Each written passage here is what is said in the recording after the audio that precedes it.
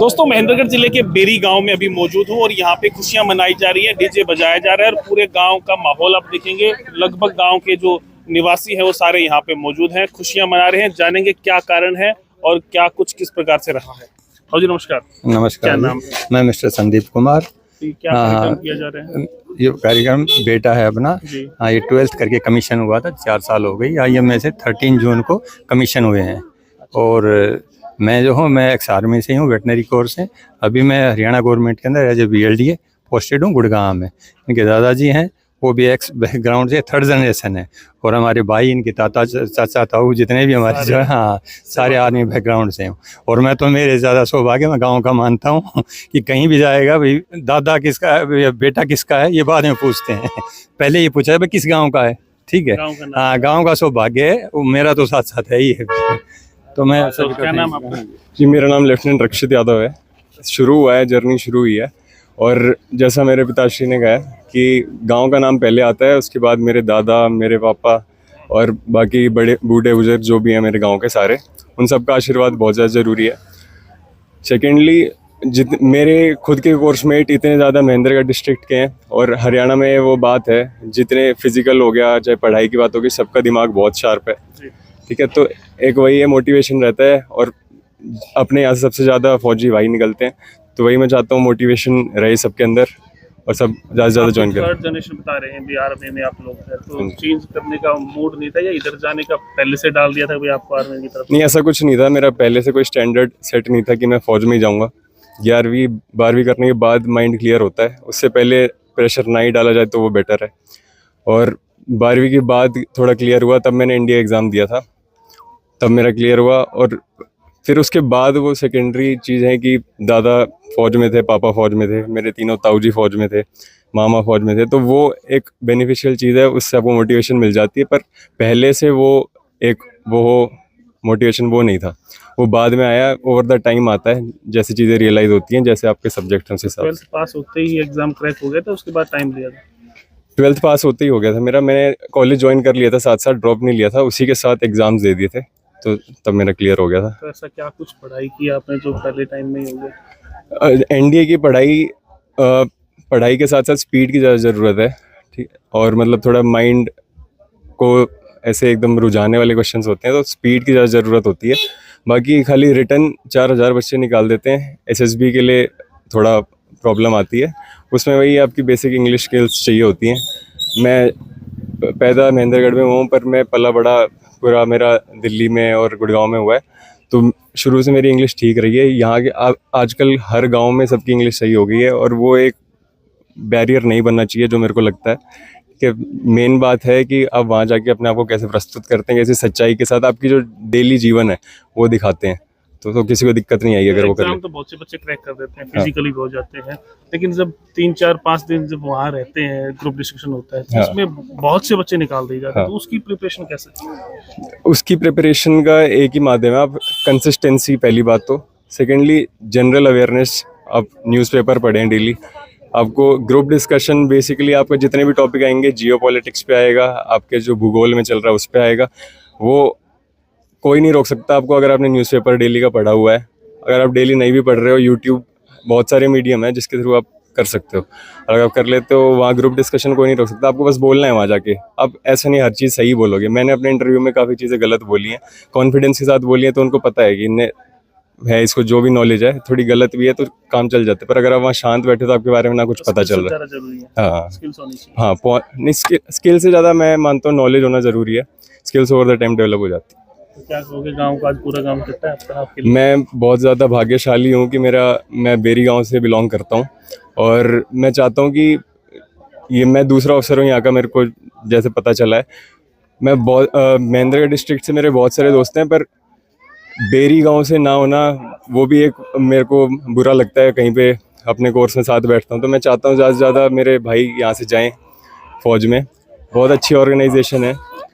ज़्यादा, हाँ, एक बार आपको लगेगा, 1 साल की मेहनत बहुत ज़्यादा लगेगी, दिन रात मेहनत करोगे, पर एक बार हो जाएगा, उसके बाद संतुष्टि भी उतनी ज़्यादा होती है। क्या कहोगे यंगस्टर्स को, क्या नहीं करें, क्या करें? यंगस्टर्स के लिए एक मैसेज है, एक बार पढ़ाई चालू कर दी तो ये भी नहीं है कि खाली पढ़ाई में घुस गए। एक फिजिकल स्पोर्ट होना बहुत ज़रूरी है। अगर आपका मेंटल फिटनेस के साथ साथ फिजिकल फिटनेस नहीं है तो बैठे बैठे भी घर पे मोटे हो जाओगे, वैसे ही अनफिट हो जाओगे। तो बाहर निकलना ज़रूरी है। यहाँ तो गांव में तो कोई बात बताने की नहीं है। पहली बात, सारे खेलते ही हैं कुछ ना कुछ। सेकेंडली, फिर पढ़ाई की बात आती है तो कंसिस्टेंसी ज़रूरी है। अगर आपने 3 घंटे पढ़ना है तो ये नहीं कि बस बैठ गए उसको लेके। अगर आप एक दिन आधा घंटा ही पढ़ रहे हो, आपने पुराना रिवाइज कर लिया, डेली एक बार बुक छू लिया, तो वो सारा हो जाता है ओवर द टाइम। परिवार में कौन कौन है? परिवार में मेरे पिताश्री हैं, वो पहले फौज में थे, वेटनरी कोर में। 2009 में इन्होंने रिटायरमेंट ली थी। मेरे दादाजी थे, वो भी रेमाउंट वेटनरी कोर में थे। मेरे तीनों ताऊजी भी फौज से ही हैं। मेरे मामा, वो अभी करंटली सूबेदार मेजर हैं एएमसी में, दिल्ली में पोस्टेड है। परिवार ही सब है। हाँ, पूरा परिवार ही है। और मेरी माताश्री होम मेकर हैं और इन्होंने मेरे पूरे पालन पोषण में कोई कमी नहीं छोड़ी। कोई जैसी भी मेरे को नीड होती थी, हर चीज़ की मिल जाती थी। मेरी बहन करंटली वाइस प्रिंसिपल है स्कूल में, उन्होंने भी बीएड करी हुई है। ठीक, तो पूरा परिवार एजुकेशन में कहीं। माता जी नमस्कार। नमस्ते जी। क्या कहोगे बेटे को लेकर? प्राउड फील हूँ मैं जी अपने Proud बेटे feel की हो रहा है? तरफ। हाँ जी, बड़ी बहुत मेहनत प्राउड। रही होगी। बहुत मेहनत की मेरे बेटे ने, 4 साल, मुझे ही पता है कैसे कितनी मेहनत की है। अच्छा जी, हाँ जी, लेकिन कामयाब हो गया। बस कामयाब हो गया जी, सब लोगों की दुआ से। सिस्टर कहाँ है आपकी? जी, कैसा लग रहा है? बहुत ही बढ़िया, बहुत ही बढ़िया लग रहा है। बहुत खुशी का मौका है हम सब के लिए, सिर्फ मेरे लिए नहीं, मुझे लगता है पूरे गांव के लिए। कोई भी परिवार से बनता है तो आई थिंक सबको, हम सबको बड़ी खुशी होती है। और रक्षस जो है बहुत ही बचपन से ही बहुत मेहनती बच्चा रहा है, तो सबको सक्सेस दिखती है, बट उसके पीछे जितना हार्ड वर्क, जितनी कड़ी मेहनत, क्योंकि मैं इसके साथ रही हूँ तो मैंने देखा है उसको दिन रात पढ़ते हुए, मेहनत करते हुए। जब आप कुछ बन जाते हो तो बड़ा इजी होता है कि नहीं ये कर लो वो कर लो, but I have really seen him working very hard.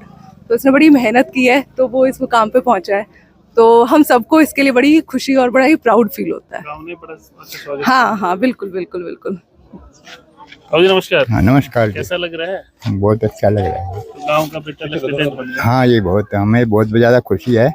हम जब हमारा गांव का बच्चा है, हमने लेफ्टिनेंट बना है, तो बहुत अच्छी वो है। सरपंच साहब कैसे हो? सबसे पहले तो मैं आपका यहाँ गांव में कवरेज करने के लिए आए, उसका धन्यवाद करूँगा। और पूरे गांव को इस बात का गर्व कि गांव के एक बेटे ने, और क्षेत्र के साथ साथ क्षेत्र का ही नहीं, पूरे गांव का नाम ऊंचा किया है, इसलिए हम सबको गर्व है। और ऐसे बच्चे और निकले। और इनका पूरा फैमिली पीछे लेकर, परदादा से ले, दादार 4 भाई थे, चारों आर्मी में थे दादार। उनके बाद दादार के 12 थे, 12 में से 11 आर्मी में, मैं आपको बताऊं। और ये एक रहे, और इनके भाई और हैं, और 2 काका ताऊ के जो इसके एज के भाई हैं, उनमें भी 5-6 बच्चे आर्मी में हैं। पूरी फैमिली आर्मी से बिलोंग करती है। राष्ट्र की सेवा की इन्होंने 4 पीढ़ियों से मैं देख रहा हूँ जिंदा। मैं मतलब और था तब से देखने लगा था इनके दादा परदादा को। तो पूरी फैमिली का यार, सारी पढ़ी लिखी समझदार फैमिली है। ये ताऊ जी इनके आर्मी से रिटायर हुए हैं, और पूरे गांव को इस बात की, मतलब गांव का नाम ऊंचा किया है तो घमंड तो होगा ही। पूरे गांव को इस बात की, मेरे कैसे बच्चे और भी निकले ताकि गांव का नाम ऊंचा हो। बाकी सब ठीक है, परिवार सब ठीक है। नमस्कार जी। कैसा लग रहा है? बहुत अच्छा लग रहा है। और जैसे हमारे बच्चे ने जितनी मेहनत की शुरुआत करते हैं जी, और जैसे इन्होंने वो किया है, मैं तो ये कहता हूँ कि हर एक बच्चे को इनसे प्रेरणा लेनी चाहिए और अच्छा मतलब परफॉर्मेंस दिखा करके और इस मतलब पदवी को हासिल करना चाहिए। और मतलब गांव का और अपने डिस्ट्रिक्ट का और स्टेट हरियाणा का नाम ऊंचा होता है उससे। तो ऐसा काम हर एक बच्चा करे, और उसके लिए मैं इनसे भी यही कहूँगा अभी थोड़ी घनी गाइडलाइन बच्चों को देते रहे, जो आज के मतलब युवा बच्चे हैं उनको। धन्यवाद जी। नेताजी हाँ कैसे जी, हैं? बढ़िया जी। प्रदीप जी नमस्कार जी। गांव में एक और बड़ा काम हुआ है। नहीं जी, आज बेरी गांव के लिए बड़ा सौभाग्य का दिन है, बहुत ही खुशी का दिन है। और आप ये तो देख रहे हो कि लगभग 4 बजे से पूरा गांव बच्चे की स्वागत में पलक पावने बिछा के खड़ा है। तो इसमें तो कोई अतिशयोक्ति नहीं है कि बच्चे ने जो मुकाम हासिल किया है उससे बेरी गांव बड़ा ही मतलब खुशी और उत्साहित है। और मैं तो यही कहता हूँ कि जो माँ बाप शिक्षित होते हैं, पढ़े लिखे होते हैं, अपने बच्चों को अच्छी गाइडलाइन देते हैं, तो वो बच्चे वास्तव में अपने घर का नाम रोशन करते हैं, अपने गांव का नाम रोशन करते हैं और अपने देश का नाम रोशन करते हैं। और उसी कड़ी में आज हमारे बच्चे ने एक ऐसा मुकाम हासिल किया है जो पूरे गांव को बहुत ही गर्व महसूस हो रहा है इस लड़के के ऊपर। और जो हमारे सबसे पहले तो जो हमारे चाचा संदीप जी हैं और उनकी हमारी चाची जी हैं, मैं उनको दिल से बहुत ही धन्यवाद देता हूँ कि उन्होंने एक ऐसा फूल हमारे बीच में तैयार करके और महकने के लिए हमें एक फूल दिया है। और पूरे गांव की तरफ से इस परिवार को मैं जितनी शुभकामनाएं और कितनी बधाइयाँ दूं, मैं शब्दों में कह नहीं सकता। और बाकी तो आप गांव का उत्साह देख रहे हैं, सारा गांव आपके सामने खड़ा ही है। तो जी आज बहुत ही गर्व महसूस हो रहा है। और मैं तो अपनी युवा पीढ़ी से मतलब इस बच्चे से प्रेरणा लेने की अपील करता हूँ कि इस बच्चे की तरह आप भी, जब आप यहाँ पे इस बेरी गांव के स्कूल के पास जब आप पहुँचे तो हम पूरा गांव ऐसे ही स्वागत करें। ऐसे में युवा पीढ़ी से कहता हूँ कि भाई रक्षित से ऐसी प्रेरणा ले। बहुत बहुत धन्यवाद। धन्यवाद। आप ये इनका बाबू जी नमस्कार। क्या कहोगे जी रक्षित को लेके? हम यही कहेंगे कि बच्चे का परिवार से, गांव से, सभी से बहुत अच्छा सहयोग था, बच्चे की मेहनत की।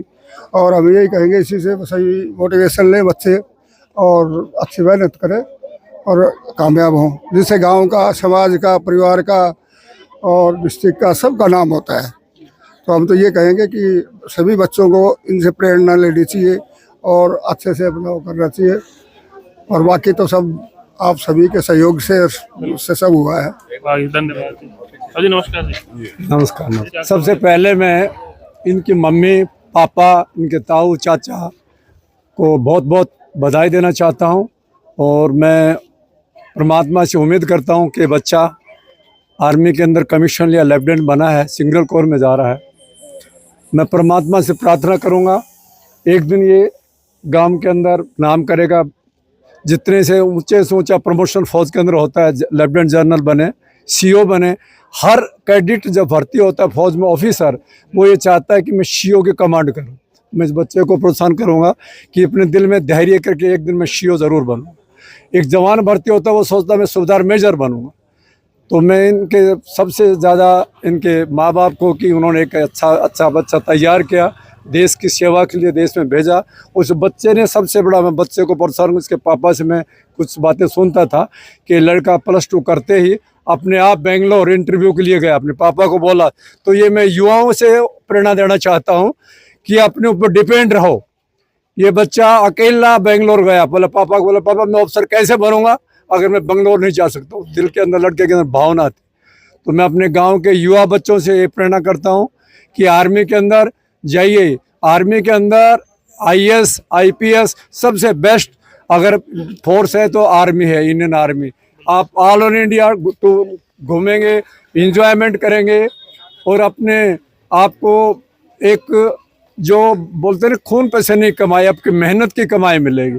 बाकी किसी फोर्स में लालच के लिए आप चले जाते हैं, वहाँ जाते हैं। लेकिन मैं अपने गांव के युवाओं को यही प्रोत्साहन करूँगा कि आप आएँ, देखें, इस बच्चे से पूछें कमीशन फौज में कितने प्रकार से जाता है, कैसे जाता है। आज मैं कई गाँवों का इंटरव्यू देखता हूँ बच्चों का। हमारे गांव के बच्चे जो आगे नहीं आ रहे हैं, बच्चे होशियार हैं लेकिन उनके अंदर ये भावना नहीं होती मैंने कहाँ जाना है, मैं क्या चूज करूं। कोई दुनिया में ऐसी चीज़ नहीं है जो कि ना हो। तो मैं लास्ट में यही बोलूँगा कि इनके माँ बाप को, इनके चाचा ताऊओं को कि इन्होंने एक अच्छा बच्चा तैयार किया, अपने गांव का दूसरा लड़का है। और एक बहुत बड़ी बात है कि ये हंसने वाली भी, डहने का भांजा है। डहने के 2 लड़के कि एक लड़का कर्नल बना 20 तारीख को, मेरा लड़का है बड़ा, वो भी ढहने का मतलब भांजा है। और ये दूसरा अभी लेफ्टिनेंट बना है। तो मैं यही बोलूँगा कि भगवान से प्रार्थना करता हूँ कि बच्चा ऊंचे से ऊंचा ओहदे पर जाए और गांव का नाम रोशन करे। बहुत बहुत धन्यवाद। थैंक यू, धन्यवाद। देख सकते हैं काफी लोग यहाँ पे मौजूद हैं। अभी इसका स्वागत किया गया है और अभी ये शायद घर तक जाएंगे, डीजे बजा के खुशियां मना रहे हैं। तो जिस प्रकार से इन्होंने बताया कि भाई मोटिवेशन इन्हें अपने पेरेंट्स से मिला और अच्छी पढ़ाई करके आज ये लेफ्टिनेंट के पद तक रक्षित पहुंचा है। वीडियो को शेयर करें ताकि और जो बच्चे हैं वो मोटिवेट हो सकें और रक्षित की तरह कामयाबी तक पहुंच सके। वीडियो शेयर करें और देखते रहिए इंडिया न्यूज़ 16। नमस्कार, धन्यवाद।